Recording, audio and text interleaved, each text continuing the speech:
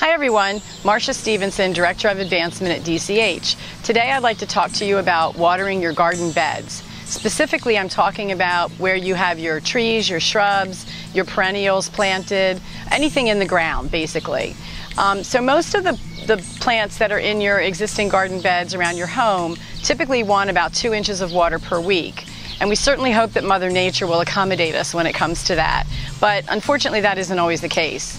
So at my garden, I like to see what happens. I'd rather not have to water if I don't have to. So, you know, it's really the survival of the fittest. But the good thing is most plants will let you know if they really need a drink of water. There's a term called flagging, which is that the leaves start to droop.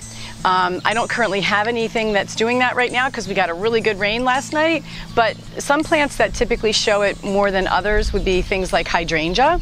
So, but plants that the leaves start to droop or flag, as we like to call it, will tell you that they would like to have a drink. And in those cases, I would go in and spot water those specific plants individually to make them come back to life and give them the drink that they need. The other really cool thing that you can do is take advantage of Mother Nature when she is raining, and that is to put in a rain barrel and capture that rain. So the rain barrel that I have here in my garden has at the bottom a soaker hose attached, and then that soaker hose runs all through the garden bed so that those plants are getting water pretty consistently over time after we get a good rain.